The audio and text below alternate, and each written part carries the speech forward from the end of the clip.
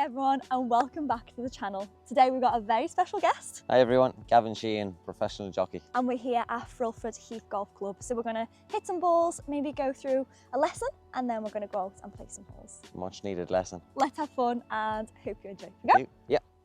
I'm really struggling with my alignment and how to set up with the ball. Okay. Could you help me with that? Yeah, of course. Is it something that you've always struggled with, or is it something that you just... It's the consistency of it. Yeah. The actual see where I'm actually going for. I look at the bigger picture. Yeah. And my biggest thing then is probably a hook. Okay. To be honest, that's one of the most common questions that I get asked is alignment and how do you actually set yourself up to it. The best thing really is, as you've just said, a lot of golfers say the same, is that they look wide rather than narrow. So for you, are you kind of looking broad? Where are you thinking if you was to stand over this shot?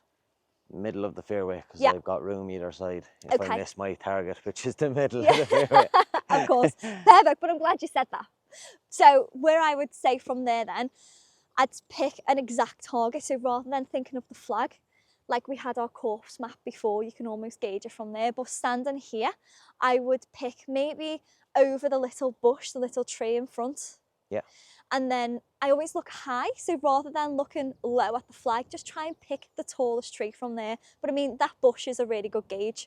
And then from there, I'm going to draw an immediate target somewhere just in front, because it's a lot easier to set up to there than it is all those yards up the fairway. So what I would do from there then for you is what I've seen you kind of set up and then you readjust. Is that right? Yeah. So a great thing for you straight away to get your alignment correct before you've stepped into it is, again, picking the target, picking the immediate target, and then going straight into it with setting your club head down. Because what I've seen you do is we set up and then we have to realign. You can kind of overcomplicate it, especially maybe when the wind's blowing or you may feel like, you know, there's a lot of people watching you. It can be easy to overdo without realising. Yeah. And I also think as well, if you set your club head down first, it's a lot easier to set up square to your target. Whereas if you set up and then realign, it's harder to feel when your feet and your shoulders are off. So I think a really good way, as we've just said, is pick your target, pick your immediate target, and then just set your club head down. Almost feel there's an arrow aiming to this immediate target here. Yeah. Which then from there, set your feet and your shoulders. That's where you do this with your club, don't you? I've seen you set your club head along your toes. That's where you can still implement that, but do it once you know your club head square. Yeah. Because your club head is what we've seen, maybe sometimes you hook the golf ball. That's down to where the club head is pointing. So straight away before you hit the ball, we may be able to straighten the ball flight out just because we've squared the club face at impact. Yeah, that makes sense. So if you want to give that a feel, it will feel awful, it will feel different. And it's something, if you don't get straight away or it's uncomfortable, then that's fine, because we just work on it and we just do it on repeat. Yeah. Okay, so give that a little go and see how it feels.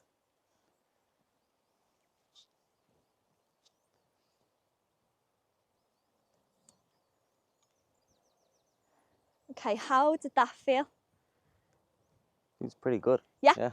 Take a little step back again then. So if we come back this way, so target wise, did you pick the tree? The tree, the small bush? Little bush. Okay, yeah. And then from there, we're just thinking of setting the club head.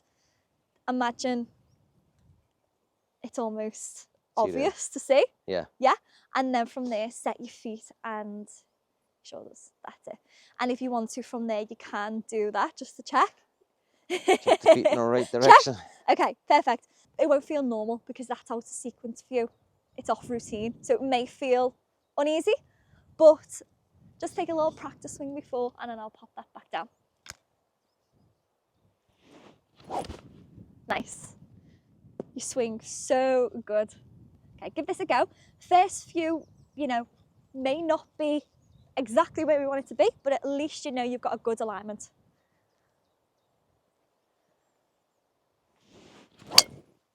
Wow.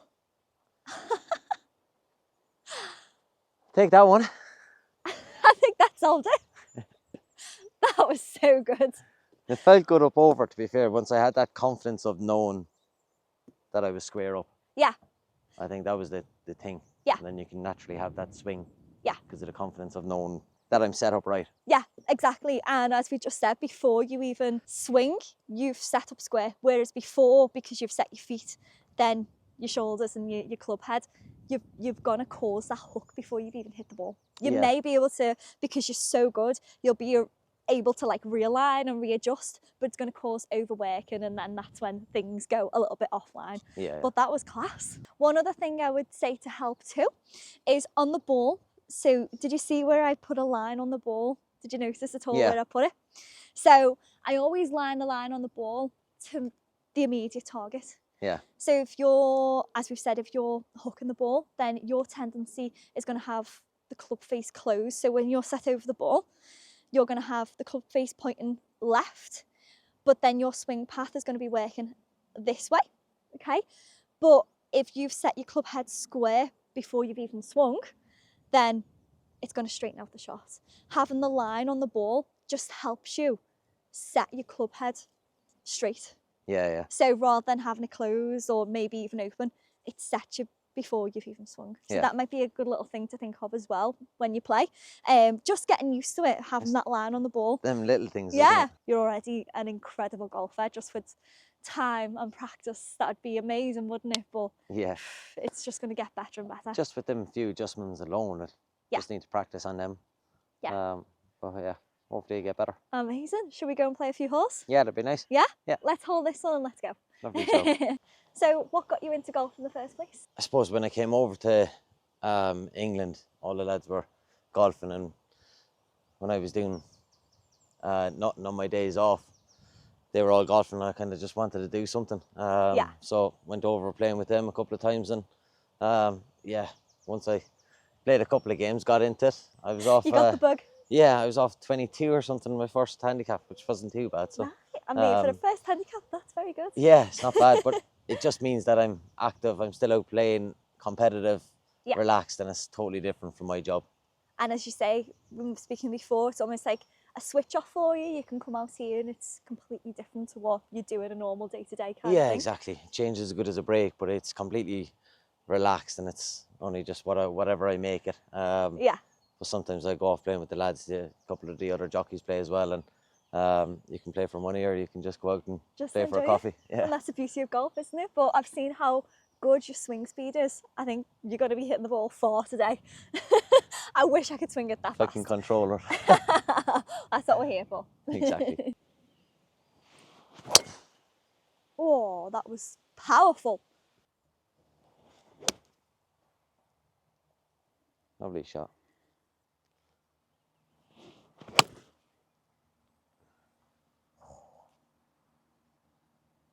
Wow.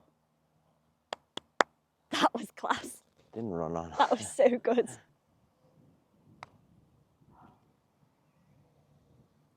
Great putt.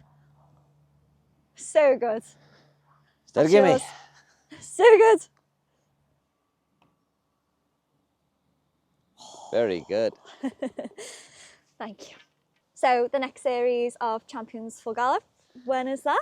That is out in October, and this year we have a new thing, which is the David Power Jockeys Cup. It's a new edition. It's something that they brought out for jockeys, and first place was up for $500,000, and there was prizes all the way down to 10th, which meant the first jockey was getting 500 grand, which is massive for us in the game. The trainer got 50,000. The stable staff got 50,000 as well. So look, competition's flying. It was massive. Yeah. I finished 6th in it, which is great. But it's done on ITV races. So every ITV race, then there was points, 10 points for a win, and then it worked down for the first 4. So yeah, but there was good banter with that as well, because you're nicking 4th place and 3rd place, and all them points are adding up. All them points. So yeah, it was. That must have been intense but fun as well. It was, but it was kind of like, every time you had an ITV race, you were like straight on to your agent, Yeah. trying to get them, and like, oh, there's four runners. It's like, oh, make sure you get me on it. Yeah, yeah. So But the yeah, no, it was show is good. almost like a lucky jump for you. We just need to keep filming them. Yeah, So exactly. every time Yeah, we're yeah, on it, you win. So yeah. how good's that? Hopefully there'll be one next year. I just can't wait to watch the next series though. The first one was so good. Yeah, no, I'm looking forward to it myself. Yeah, It should be yeah. good. How are you going to watch it? Just watch it with the partner and little lad. Exciting. Same Can't as wait last for year. it. Yeah. Can't wait for it. Wow. So good. That is the perfect line. What? Lovely.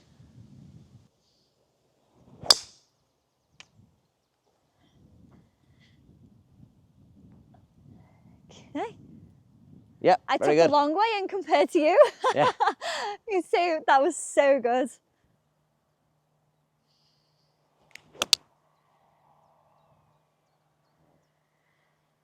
Go. Oh, look. And that's what you call a member's bounce. Oh, Look at that. that was a very good bounce, that was wasn't it? class.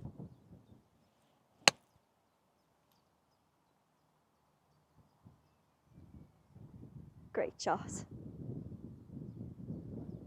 So good. You're so good at being able to shape your shot and plan ahead and execute what you actually wanting to do, you know? I try and think about it because Yeah. it'll help me anyway if I can focus on it. Yeah. But yeah, I suppose I can think about the lay of the land and learn from your ball the way that it ran down. So good. And that's probably one thing I'd want to ask as well is, you know, how does your mental side when you're racing compare to golf? Is any similarities or is it completely different? I'd love to get inside a golfer's head because of the pressure that they get under. Yeah. But with racing, you got to rely on your horse. Yeah.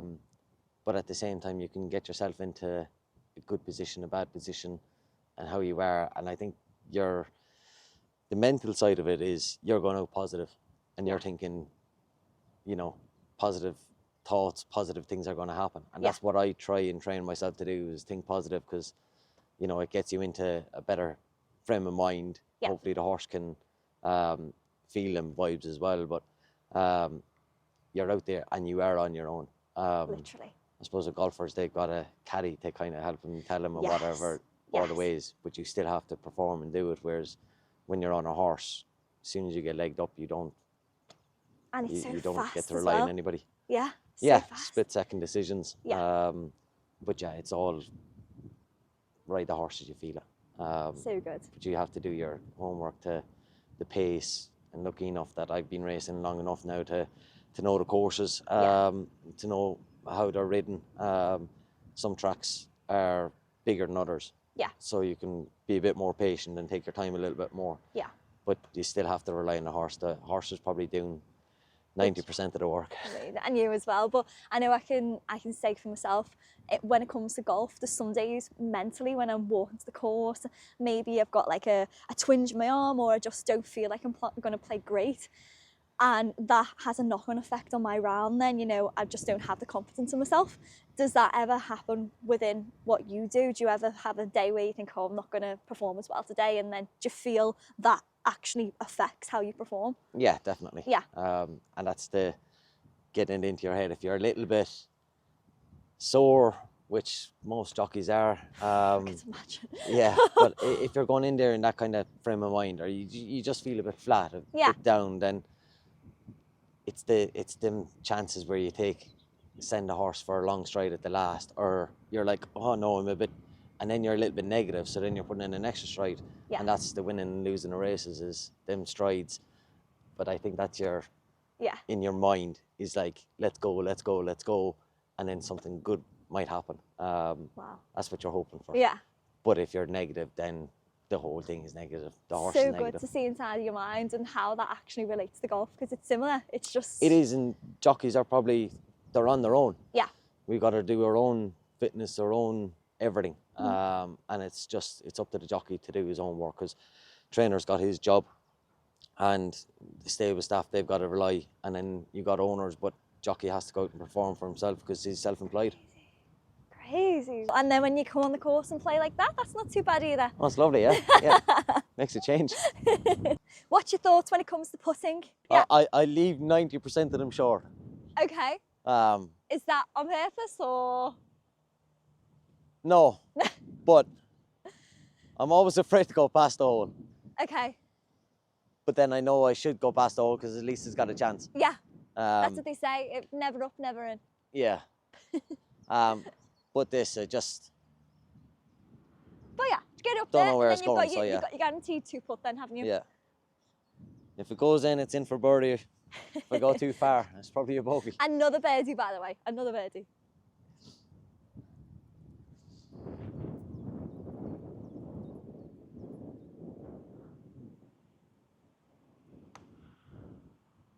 Oh. See what I mean? And Too then far. I think subconsciously you were thinking, I go was. past the hole, I weren't know, you? yeah. That was my fault. Just hit it. But that's the mental side of golf, isn't it? It's crazy. Yeah. One thought. That's why I like to get inside a golfer's head. Go. Oh. Did I get Sure, inside come your on. head? Needed hitting.